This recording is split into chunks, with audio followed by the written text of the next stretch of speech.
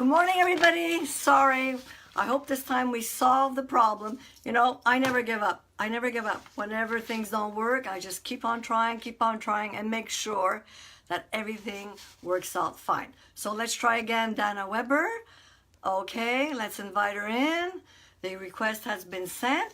So thank you for joining Co-Parenting in Harmony Facebook Live this morning. This morning, I'm inviting Dahna Weber, who is also a contributor to this book called Co-Parenting Harmony, Creating a Ripple Effect.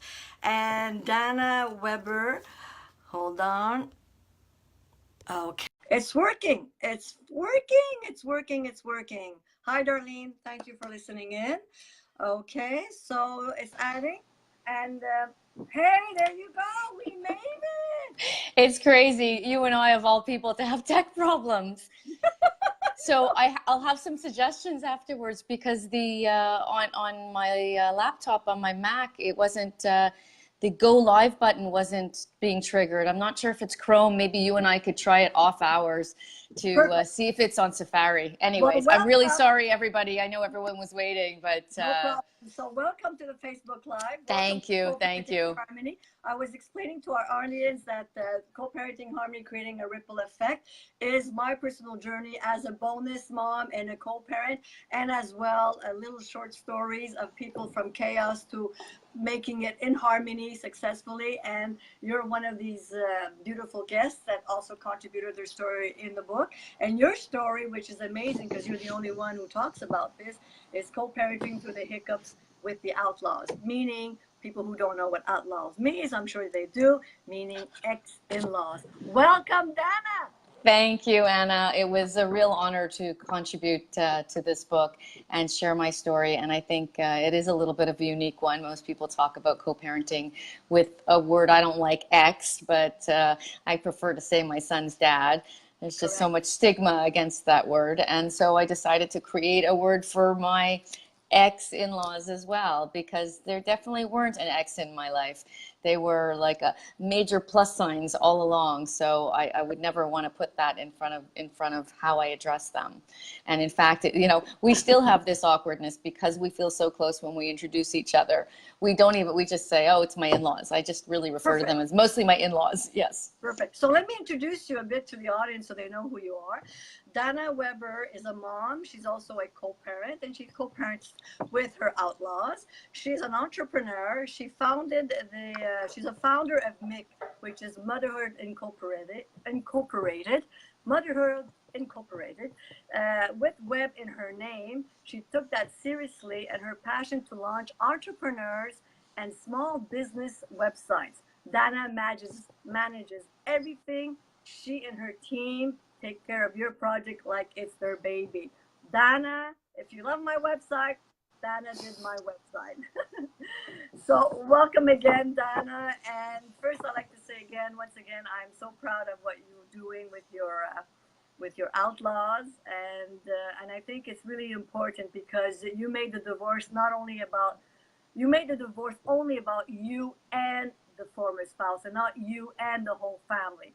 Because what happens in a divorce, we divorce not only the former spouse, but the whole family. Right. I mean, it happened to me. My family is divided, and one side of the parent, we haven't seen them at all. So congrats and big hugs to you. Thanks. So let's start. There's one thing that you did write in the book that I really liked. On page 162, you said, "Fortunately for our son, our focus was on the common denominator. It's all about love. Setting aside your differences and focus on your child's well-being is what I preach." Beautiful, beautiful. So let's go on. So how old was your son when you split up? My son was almost 6 years old when we split. Was it what was the relationships between you and the father of your son? What kind of relationship? Things were calm. I would say that we had been living almost as though we were divorced for the last little while. And I guess because of that, I underestimated the impact of what it would be like. I just thought, oh, well, we're already living as though we're not, a couple. But it was huge. And I think it was huge because we'd been together for so long. We'd been together since we were kids, since we were 17.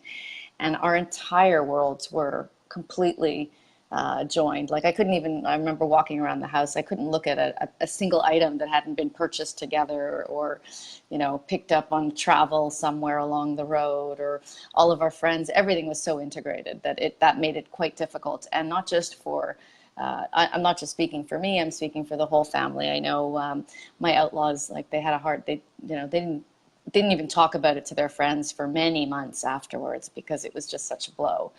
And Was it a mutual decision? um, in a way, yes. In a way, no.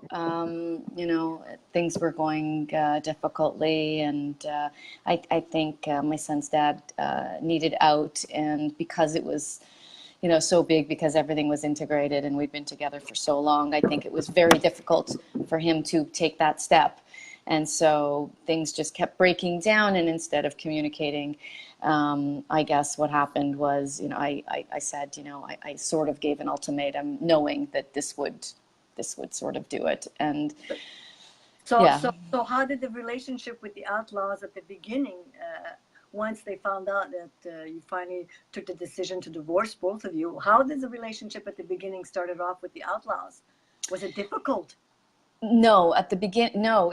See, that's the thing. I think, you know, that in some ways it's very different. And we were so close and they were so integral that, like, I never even, I don't know if it was because I was so sad, or, you know, that they just, and they were sad too. I don't know if that brought us together more, or if just that we were always like that. And there was just no way, there was no way to not keep things going for me. Like there's just so much love, and the devotion that my son has and had for them, and vice versa, and the love that we had for one another. Like, I mean, how, you know, and I'm very lucky in that, because I think if you come from a situation where it may be more difficult in a way to keep that relationship going if you aren't as tight. But on the flip side, it's the same premise. You know, like you're you're a parent for life. You're a grandparent for life. You're an Right. aunt for life. And just because a couple doesn't work doesn't mean it's not fair to the child, you Perfect. know, and you really, like, a child really needs all those people around them to grow up, and they especially need that stability. My son loved to go there, and my son is 18 and he's at his grandparents' house now. Okay, and he spent the night there. He still hangs with them all the time. They have a remarkable relationship. And in some ways, you know, when their life got messy, when my son's life got, you know, topsy-turvy because of what was going on, it was amazing for him to, that stayed stable for him. So it was a haven. It was a place for him to go, and things were still normal. And him seeing me interact with them and hugging them. And I went for dinner once a week still for the next 8 years practically. So everything was maintained, you know, like, I think so much changes. It's important to um, only change what needs to be changed. It's too So, hard on people. so what's great about this is that the grandparents did not take sides, because normally what happens in a divorce, the grandparents, you know, the biological parents of the parent, you know, you or the former spouse, normally they would take sides. So what I think in this situation is amazing that the grandparents, the Outlaws, did not take sides. They let this family change only between you and the former spouse. I think this is amazing. Well, I would say, and if anything, if they did take sides, they took my side, which is strange, right? Correct. Because they were in favor of the family staying together. So, you know, it broke their hearts that we were not going to be together anymore, for us, for them, and for their grandson. Correct. So it really was, you know, they had to go through an emotional period as well, and I would say it took them at least a year or more. So, So so what was the most difficult part of co-parenting with the Outlaws? So it's funny because, you know, like, it was quite easy at the beginning, and I think because they really wanted to support all of us, their son, me, their daughter-in-law, and their grandson. And I think they were also sad. But I think that, you know, uh, you know, we got into a groove. I mean, we got into a groove shortly afterwards. And in fact, like the larger hiccups, like the real hiccups we've had, have been more recent. Like there were two sort of waves for us. One was 3 years ago when their son, my son's dad, decided to move to Toronto. So that was a bit of a whoa. We had been, everything was, I'll say, regulated or going as smoothly as can be in a divorce, meaning, there's still impact, there's still emotional impact. For sure. But things were going relatively smoothly. And then 3 years ago, he decided he moved to Toronto with his wife. He remarried and he moved to Toronto. And that was like, wow, what do we do? Not Because everything shifted and I became I had sole custody at that point. And, but my son still went to stay at their house like once a week. And if I had to travel or needed to get away for a weekend, and, he had this remarkable relationship with them that he still has, and with his cousins. So what they did, one of the best things they did was that they simulated siblings for him by having him and his two cousins over every Friday night. They would stay there. But in the difficult times, at that point, that was really hard on all of us because everybody's emotions got elevated. We were all worried about about my son, and for sure. losing that parent at a critical time because he was 15 at the time, or 14 going on 15, and a time that a son needs his dad, and hormonal changes and all that. But again, it settled. And then the next wave came even more recently, and I refer to it in the book as the X factor, which is like, the terrible twos you can kind of expect, the terrible threes, but the X factor, which is what I call adolescence and teenager. And I remember being a teenager and hating hearing parents and adults talk about this. But then when you go through it as an adult and it's your kids, you realize there is this big change. And for me, you can call it teenagehood. I call it a child transitioning to adulthood and maneuvering that. And some of that can be difficult and some of that is needed. They need to detach in order to become their own person. And so during that phase, and it's still ongoing, where my son is 18, but I think it goes on a little bit longer. That was like, wow. And that's where. So sorry for interrupting, but I just want to say it does give you a slap in the face, but I want to read a passage in the book that you wrote on page 162 about, probably maybe it falls into the category of the question that I asked. How is your relationship with the Outlaws?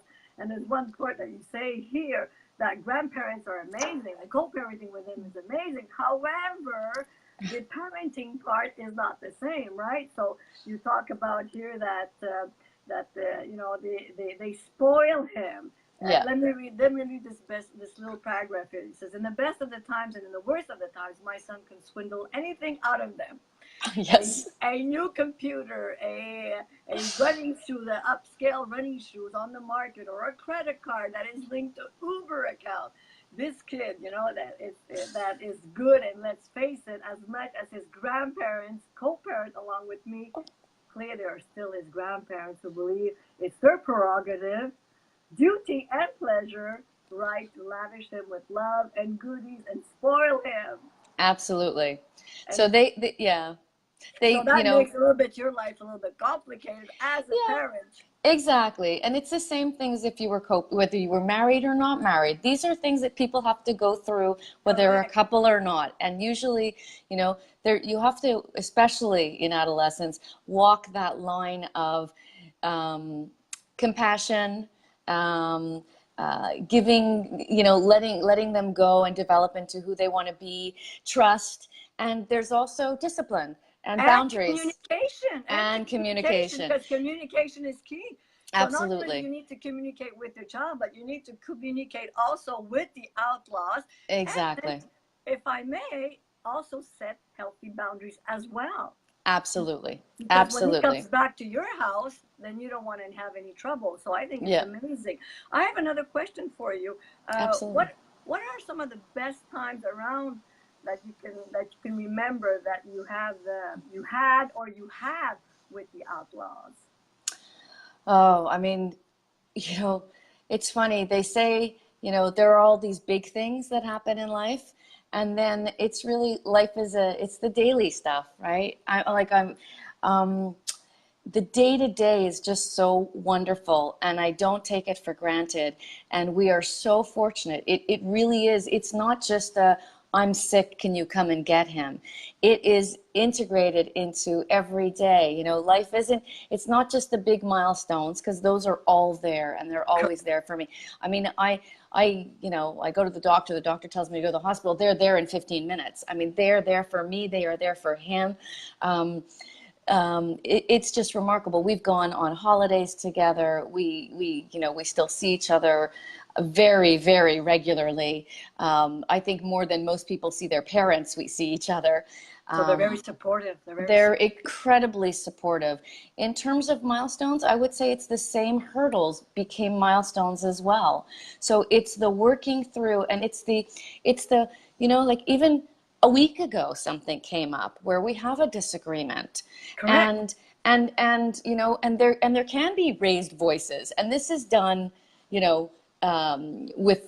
with my son not knowing. Obviously you always try to protect the child, and it's not like when you're dealing with how to co-parent, you shouldn't be involving the kids in that.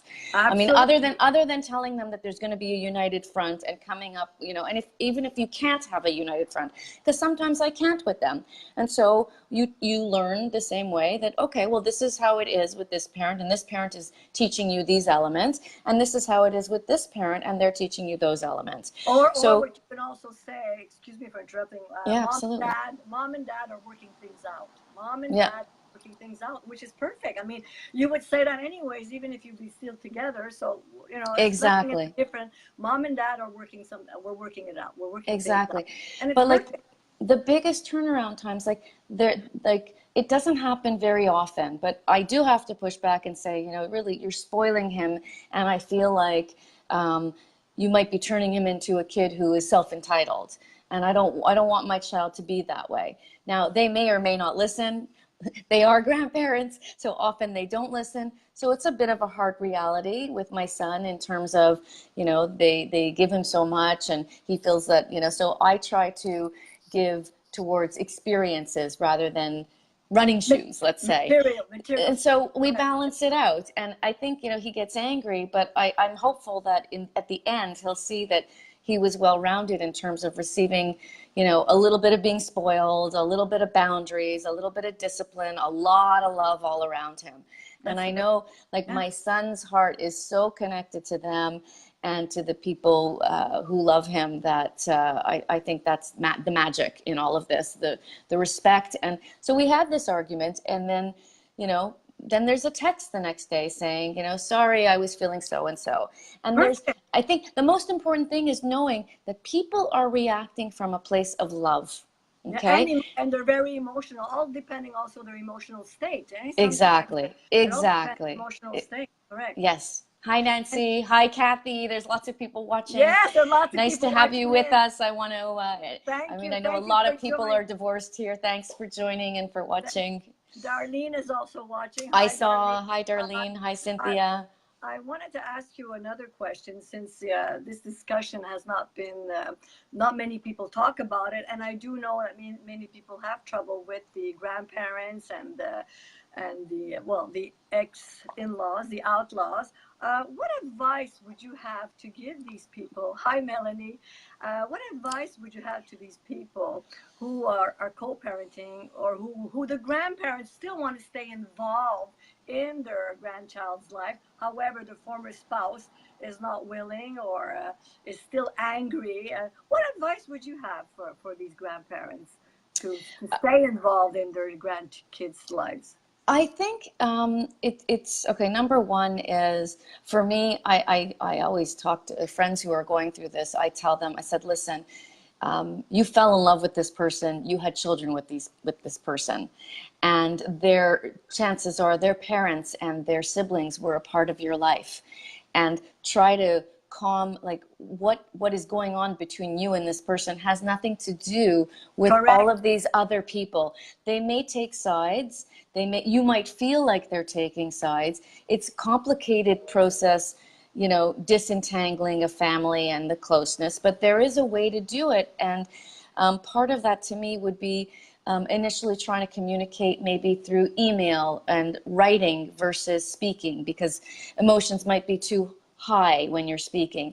And to, I would say, instituting rituals. So for instance, I had this ritual that my son was going to see his grandparents every week, right? So, you know, it's sometimes it's the frequent communications and the details that get people upset. And So, so so if you your say, advice, yeah, so your advice would be to start off communicating through email, yeah, and so just the child and can still see talking, the yeah, grandparents. Yeah. and talk about the positive, and try to say, you know, like when I was on this call with my outlaw, my mother-in-law last week, I said to her, you know, I don't think we should talk about this right now, because I knew it was volatile. So let's Okay. not talk about this. Let's shelve this. So you can say that in an email. Listen, things are very volatile, but I miss my grandchild. So Or emotions it could are be, high. or exactly, or you could say, you know, I don't want this to intervene with his relationship with his grandparents, and I want to, like, for me, it was always there. I remember sometimes where we cried, like there was no way, you know, like they understand, my in-laws the same way I understand, you know, that it could have gone that way, and I could have been difficult in allowing my son to see them and restricted their access. And why would I do that? That's only going to hurt my child. Exactly. And so Exactly. you, like, really, it is about So it's about respect starting and what off. is best for your kid. Like, think about that kid, that your child, your children are going through, it's hard enough for them. How can you ease it for them? They already have a major transition of their parents not living together, a new home, the back and forth, Oh, for sure. figuring out life. Yeah. Keep Yeah. I that, get keep it. that. If you can't see them, if you don't have a close enough relationship.